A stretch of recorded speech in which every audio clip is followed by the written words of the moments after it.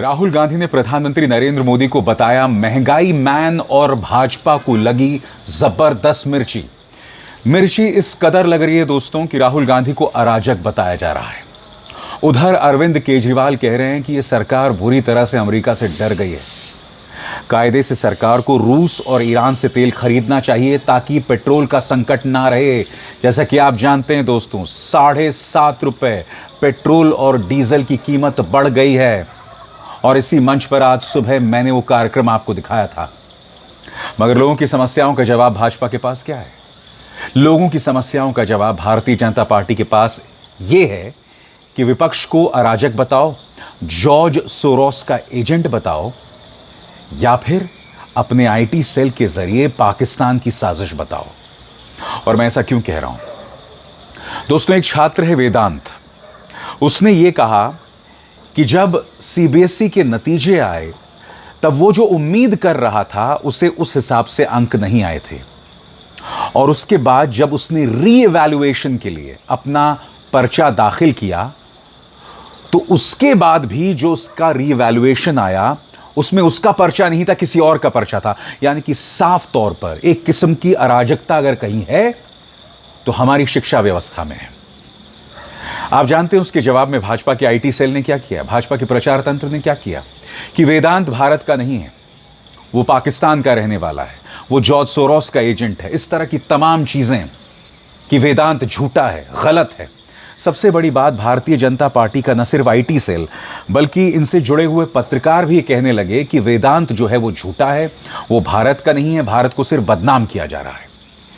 यानी कि एक छात्र अपना दर्द सामने रखता है, रीइवैल्यूएशन में उसके साथ नाइंसाफी हुई इस बात का जिक्र करता है, और भाजपा का प्रचार तंत्र उसे पाकिस्तानी, उसे गलत, उसे फर्जी बताता है। मैं भाजपा के आईटी सेल से पूछना चाहता हूं, क्या आपने खुद के जैसा सबको समझ रखा है? दुनिया भर में भाजपा का जो आईटी सेल है ना, वो बदनाम है झूठी खबरें फैलाने को लेकर। तुम्हारा वो जो पॉपो है ना, अमित मालवीय, वो हजारों झूठी खबरें चला चुका है। कायदे से ऐसे व्यक्ति को जेल में होना चाहिए, मगर ऐसे व्यक्ति आज की तारीख में आईटी सेल के प्रमुख बने हुए हैं।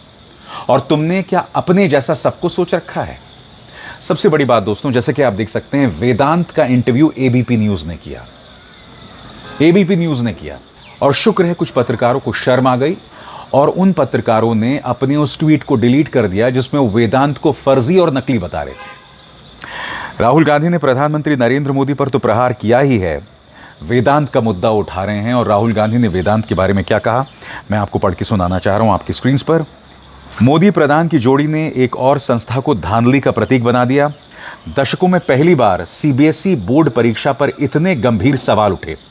18.5 लाख बच्चों ने परीक्षा दी और एक हफ्ते से ओएसएम, गलत मार्किंग और जांच की गड़बड़ी की शिकायतें अनसुनी पड़ी हैं और शिक्षा मंत्री अपनी कुर्सी से चिपके हुए हैं।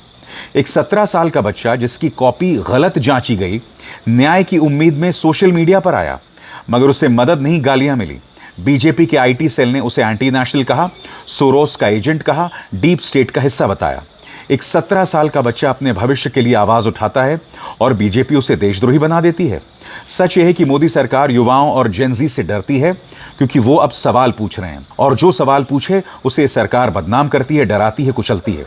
पर सुन लीजिए मोदी जी, यही युवा, यही जेनजी आपका अहंकार तोड़ेगा।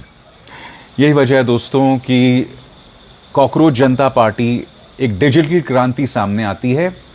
पहले तो ट्विटर से उसके हैंडल को ही सस्पेंड कर दिया जाता है, और फिर इंस्टाग्राम में जहां उसके 2 करोड़ से ज्यादा सदस्य थे, आप जानते हैं क्या होता है, उसे हैक कर दिया जाता है।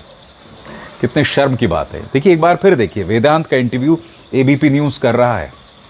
मैं भाजपाइयों से पूछना चाहता हूं, उनके आईटी सेल से पूछना चाहता हूं, तुम्हें शर्म आती है? एक छात्र पहले तो परेशान था, उसके बाद तुम उसे बदनाम कर रहे हो। तुम किस मिट्टी के बने हो मैं समझना चाहता हूं। मिलिए गौरव भाटिया से। ये वो गौरव भाटिया हैं जो बिना पजामे के एक डिबेट में बैठ गए थे, और जब हमने वो मुद्दा उठाया था तो हमारे खिलाफ ही अदालत में चले गए थे। अब वो राहुल गांधी को अराजक बता रहे हैं। सुनिए गौरव भाटिया ने क्या कहा। टूल किट, मॉडल, विध्वंसक, अराजक, अपरिपक्व, मूर्ख, वो राहुल गांधी की उपज है। और कल इसी तरह से एक नई टूल किट बाया फूल किड, एक नई टूल किट बाया फूल किड सामने आई। क्या कह रहे हैं? कहते हैं कि ये जो सरकार है, जो मजबूती से देश की जनता की सेवा कर रही है, वो 1 साल में गिर जाएगी। तो मैं सबसे पहले एक बात कहूंगा, भस्मासुर राहुल गांधी, हमें नहीं पता था कि भस्मासुर अब एक ज्योतिष भी बन जाएंगे। आज आम आदमी पार्टी के नेता अरविंद केजरीवाल पूछ रहे हैं कि पेट्रोल के दाम बढ़ गए हैं, डीजल के दाम बढ़ रहे हैं, ये सरकार कर क्या रही है? आप रूस से और ईरान से तेल क्यों नहीं खरीदते?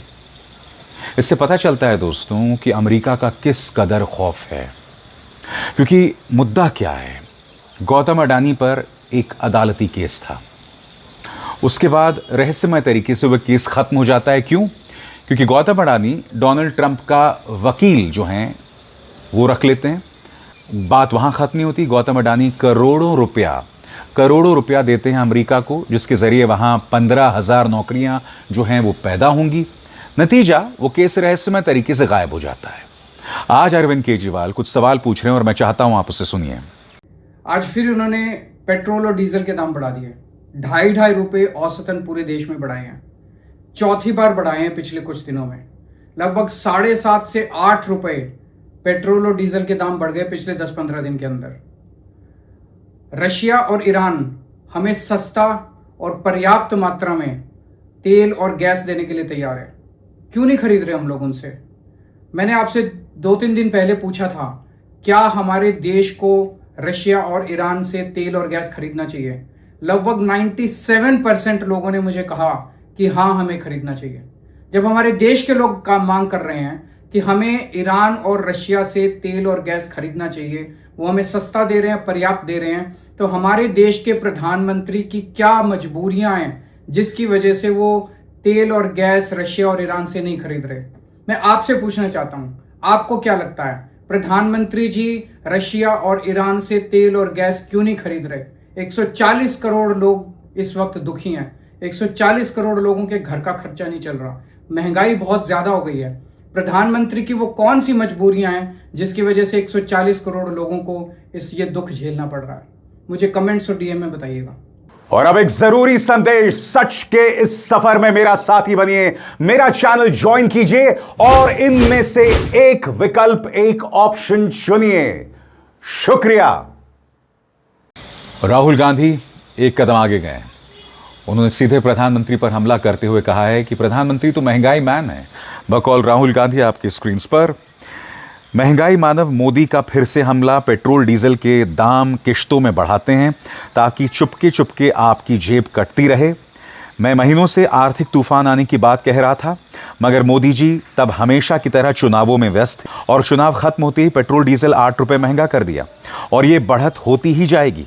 महंगाई मानव मोदी का एक ही काम है, चुनाव में वादे और बाकी समय जनता की जेब पर वार। मैं समझना चाहता हूं यहां पर राहुल गांधी ने क्या गलत कहा, बताइए क्या गलत कहा? मुद्दों से भागना, जो सवाल उठाए उसे बदनाम करना, उसे सोरोस का एजेंट बताना, उसे अराजक बताना। आप जानते हैं कांग्रेस एक और दावा कर रही है। आपको याद है वो गाना है जो 2014 से पहले खूब चला करता था? फिल्म आई थी पीपली लाइव, गाना था सखी सैया तो खूब कमात हैं, महंगाई डायन खाए जाते हैं। अब कांग्रेस का दावा है कि सरकार की तरफ से फरमान आ गया है जिसके चलते ट्विटर पर से, यानी सोशल मीडिया हैंडल एक्स पर से उसे हटाने का फरमान जारी किया गया है। अगर ये सही है तो कितना शर्मनाक है। वेदांत को पाकिस्तानी बताओ, कॉकरोच जनता पार्टी का हैंडल निलंबित कर दो, उसके हैंडल को हैक कर दो इंस्टाग्राम में, और अब महंगाई डायन खाए जातों को हटा ही दो। सुनिए क्या कह रही हैं सुप्रिया सुनेत। साल 2010 में आमिर खान प्रोडक्शन ने एक बढ़िया पिक्चर बनाई, पीपली लाइव। मीडिया की गिद्धगिरी पर बड़ा कटाक्ष था, उसका एक बड़ा फेमस गाना था, सखी सैया तो खूब ही कमात है, महंगाई डायन खाए जात है। महंगाई के ऊपर ये पिक्चर बनी थी, पेट्रोल डीजल की बात हो रही थी। मनमोहन सिंह जी की सरकार ने इस गाने को बैन नहीं किया था।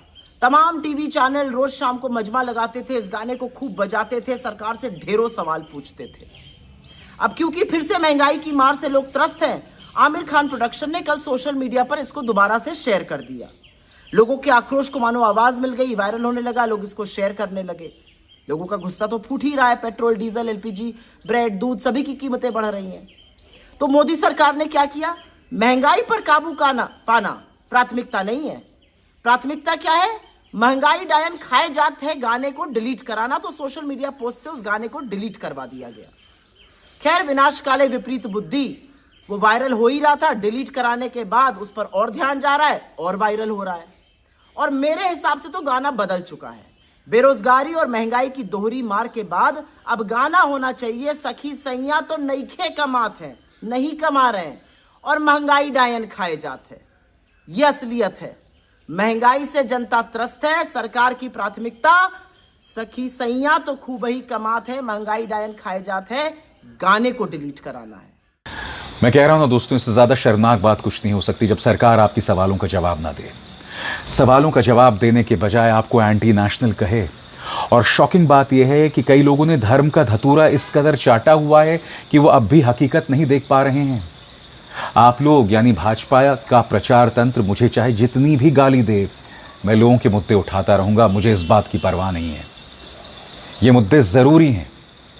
इस वक्त जो मेरा घर है दिल्ली नोएडा, मैं वहां नहीं हूं, बावजूद उसके मैं ये मुद्दे आपके सामने ला रहा हूं।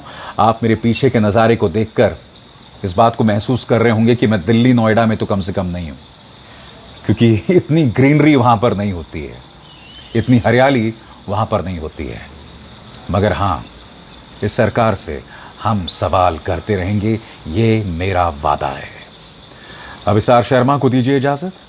नमस्कार।